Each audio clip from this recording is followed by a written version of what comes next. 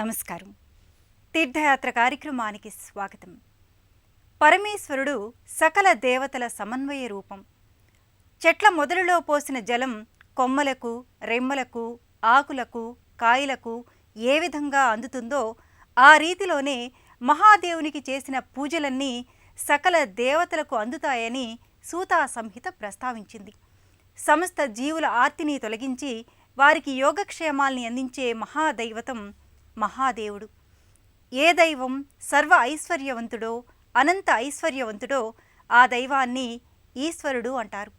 అలాంటి సర్వేశ్వరుడు హర్నీలకంఠేశ్వరునిగా, మృత్యుంజయేశ్వరునిగా కొలువుదీరిన మందిరం ఛత్తీస్గఢ్ రాయ్పూర్లో నెలకొని ఉంది. ఈ మందిర విశేషాల్ని నేటి తీర్థయాత్రలో తిలకిద్దాం.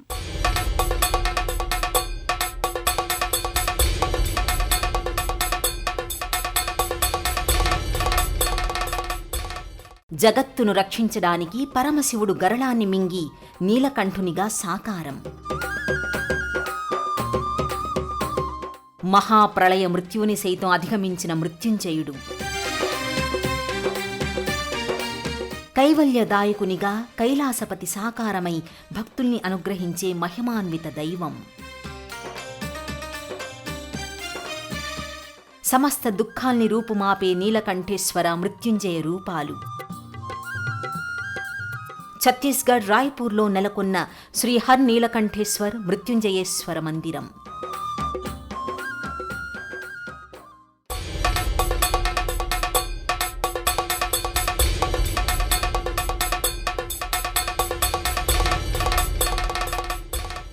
వేదాలలో, ఉపనిషత్తులలో, ఇతిహాసాలలో, స్మృతులలో, పురాణాలలో, సర్వశాస్త్రాలలో ప్రస్తావితమైన దైవరూపం ఈశ్వరుడు.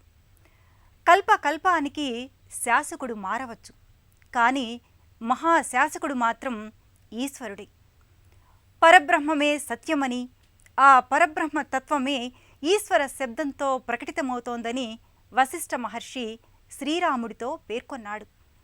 అలాంటి ఘనతర దైవమైన ఈశ్వరుడు ఎన్నో నామధేయాలతో అలరారుతూ తన విలక్షణ మూర్తిమత్వాన్ని ప్రకటిస్తున్నాడు. ఆ సంవిధానంలోనిదే నీలకంఠేశ్వర మృత్యుంజయ రూపాలు. రాయ్పూర్లో నెలకొన్న మందిరంలో మహాదేవుడు జంట శివలింగాకృతుల్లో సర్వశుభమంగళదాయకునిగా శోభిల్లుతున్నాడు. శ్రీ రజతగిరి శేఖరాంచిత సితాభ్ర అభ్ర గంగాతరంగ సమార్ద్ర శీర్ష శీర్షతట బాలచంద్ర విశేషభూష శేషభూషణ పార్వతీ చిత్త సదన అంటూ సదాశివుణ్ణి సన్నుతించిన భక్తుని హృదయం కైలాసమై వర్ధిల్లుతోంది. ఏకోరుద్రస్య ఈశానస్స భగవాన్ స మహేశ్వరః స మహాదేవః. శివస్వరూపం ఒక్కటే.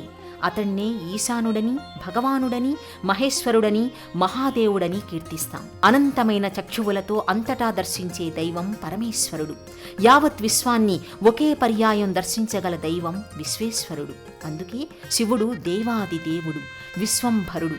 మాయామోహాలకు, ప్రకృతికి సంబంధించిన సర్వభావాల్ని త్యజించి సర్వశ్రేష్టమైన స్వస్వరూప జ్ఞానమనే యోగ ఐశ్వర్య పీఠంపై విరాజమానమవడం వల్ల శంకరుడే మహాదైవతంగా వెలుగొందుతున్నాడని శివమహాపురాణం పేర్కొంది. ఆ పరంపరలో నీలకంఠునిగా, మృత్యుంజయునిగా, జంట శివలింగాకృతులలో జంగమేశ్వరుడు జగదానందకరంగా దర్శనీయమవుతున్నాడు. యస్య నిశ్వసితం వేదః. శివుని ఉచ్ఛ్వాస నిశ్వాసాలే వేదం. వేద శివ శివో వేద. వేదమే శివుడు, శివుడే వేదం. సనాతనత్వ జ్ఞానానికి, సంస్కృతికి మూలహేతువులు వేదాలు. అలాంటి వేదస్వరూప విశ్వేశ్వరునిగా రెండు లింగాకృతులతో ఒకే లోగిలిలో ప్రకటితమవుతున్న శైవ సన్నిధి నీలకంఠేశ్వర మృత్యుంజయ మందిరం. కళింగ ఆలయ నిర్మాణ శైలిని పోలి ఉండే ఈ మందిరం విశాల ప్రాంగణంలో భక్తిభావ రీతిని మరింత ఇనుమడించేలా ఉంటుంది. ప్రధాన ద్వారానికి ఇరువైపులా రాజసం ఉట్టిపడే విధంగా జంట సింహాకృతులు గోచరమవుతాయి. ఎక్కడ శివలింగ రూపం ఉంటే అదే ప్రత్యక్ష కైలాసం. ఎక్కడ మహాదేవుడు భక్త మందారుడై వర్ధిల్లితే అదే కైవల్య సోపానం అని ఆర్షధర్మ వాక్కు. ఆ సంవిధానంలో ఈ శైవధామం ప్రత్యక్ష కైలాసమై భక్తుల మనోభీష్టాల్ని సాకారం చేసే దివ్య నెలవై అలరారుతోంది.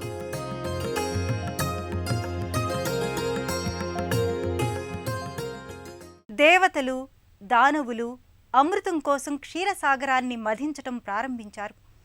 ఆ తరుణంలో హాలాహలం ముందుగా ఆవిర్భవించింది. హాలాహలం వెలువడ్డంతో లోకాలన్నీ భీతిల్లాయి. సమస్త సృష్టికి ఉపద్రవం వాటిల్లింది. అప్పుడు ఆ హాలాహలాన్ని మంగళగౌరి సూచన మేరకు మహాదేవుడు మృంగి గరళకంఠుడయ్యాడు. కాలకూట విషం గొంతులో దాచుకుని నీలకంఠేశ్వరునిగా లోకానికి క్షేమాన్ని, యోగాన్ని అనుగ్రహించాడు. ఆ మంగళమూర్తి మహిత లింగమూర్తి నీలకంఠేశ్వరుడి లింగాకృతి ప్రధాన మందిరంలో జ్యోతిర్లింగమై ప్రకాశిస్తుంది.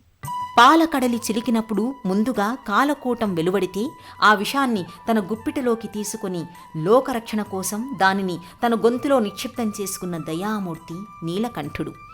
నా ఆజ్ఞతోనే గాలి వీస్తోంది, నా ఆనతితో సూర్యోదయమవుతోంది, నా కనుసన్నలలో ఇంద్రాది దిక్పాలకులందరూ తమ తమ బాధ్యతలు నిర్వహిస్తున్నారు. అలాంటి నేను నా సృష్టి రక్షణ నిమిత్తం గరళాన్ని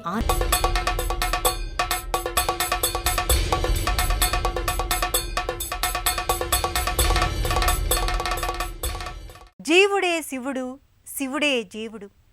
సమస్త సృష్టి జీవావరణం అంతా శివుడిలోనే సంలీనమై ఉంటాయి.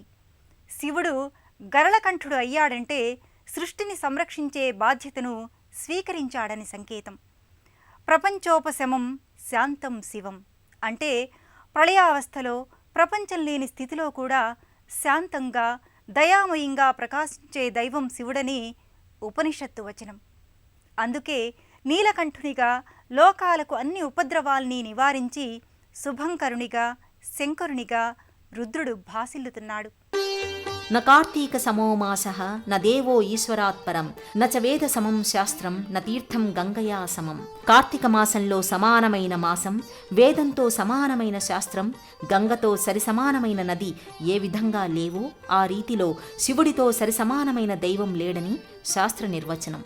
ప్రాపంచికమైన సిరి సంపదలైన వరాలై మృత్యువుకు అతీతమైన దైవం, మృత్యువుతో ఎలాంటి సంబంధం లేని దైవం, దేహాతీతుడైన దేవేశ్వరుడు మహాదేవుడు. ఆయుష్తో ఎలాంటి సంబంధం లేకుండా జనన మరణాలకు అతీతునిగా తేజరిల్లే దైవమే శివుడు.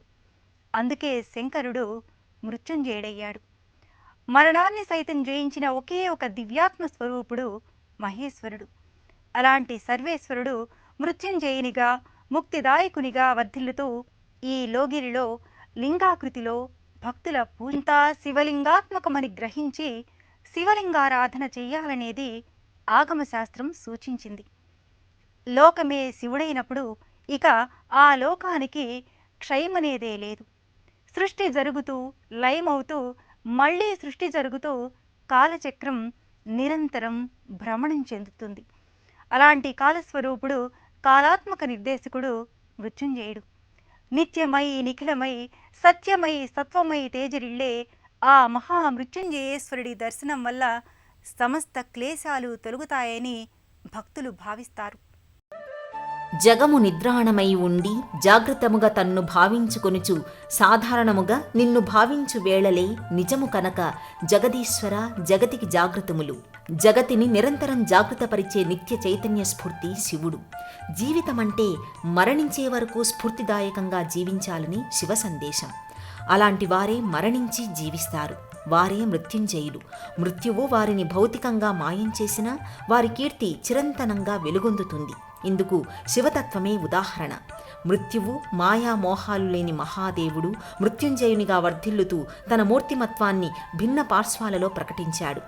మరణం లేకుండా ఏ జీవి మనుగడ సాధించలేదు. కానీ ఆ జీవి జీవితాన్ని ధన్యం చేయడానికి సాగించవలసిన విద్యుక్త ధర్మాచరణ, కార్యనిర్వహణా దక్షతల్ని సమకూర్చడానికి తగిన శక్తియుక్తుల్ని అందించే దైవరూపమే మృత్యుంజయుడు. అలాంటి యోగక్షేమాల్ని జమిలిగా అందించే మృత్యుంజయ స్వామి దర్శనం అకాల మృత్యుహరణం, సర్వవ్యాధి నివారకం, సమస్త పాపక్షయకరం.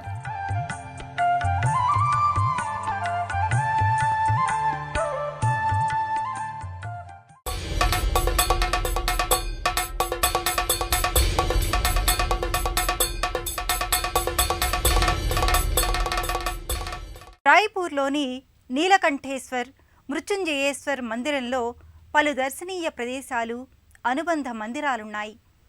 మృత్యుంజయ మహాదేవుడి సన్నిధిలో గణపతి, పార్వతి, బ్రహ్మ, సూర్య విగ్రహాలు నెలకొని శివ పంచాయతనాన్ని ఆవిష్కరింపచేస్తాయి. ప్రధాన మందిరంలో చేరువలో సంజీవ హనుమాన్ మందిరం, అష్టభుజాదేవి మందిరాలుంటాయి. సమస్త ఆయుధాల్ని ధరించి శక్తి సమన్విత రూపధారిణిగా మహాశక్తి ప్రకటితమవుతుంది. రాయ్పూర్లోని శ్రీ నీలకంఠేశ్వర మృత్యుంజయేశ్వర స్వామి మందిరంలో పలు విగ్రహాకృతులు, మందిరాలు ఉన్నాయి. 2 ప్రధాన మందిరాలలో శివలింగాకృతులతో పాటు గణపతి, పార్వతి, బ్రహ్మ, నంది విగ్రహాకృతులు నెలకొని ఉండటం వల్ల పంచాయతన సన్నిధులుగా ప్రస్తావించుకోవచ్చు. ఈ మందిర ప్రాంగణంలోనే సంజీవని పర్వతాన్ని మోసే సంజీవరాయ హనుమంతుని విగ్రహాకృతి దర్శనీయమవుతుంది. సింధూరవర్ణ ప్రభాభాసితంగా తేజరిల్లే ఈ విగ్రహాకృతి దర్శనం భక్తులకు అభయానంద ప్రదాయకం.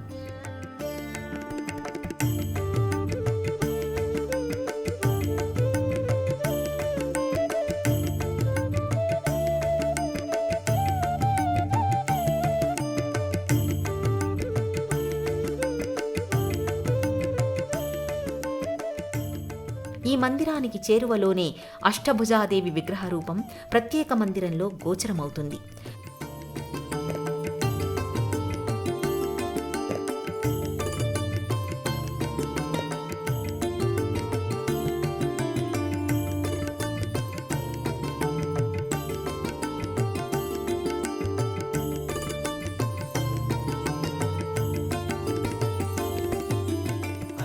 నారాయణి, నవ్యజీవన ప్రదాయిని, సమస్త దుఃఖక్షయ నివారిణి అంటూ భక్తులు అష్టభుజాదేవిని ప్రార్థిస్తారు. ఇలా ఎన్నో విశేషాల ఆధ్యాత్మికాంశాల సమాహారమై రాయ్పూర్లోని శ్రీ నీలకంఠేశ్వర మృత్యుంజయేశ్వర స్వామి సన్నిధులు వెలుగొందుతున్నాయి.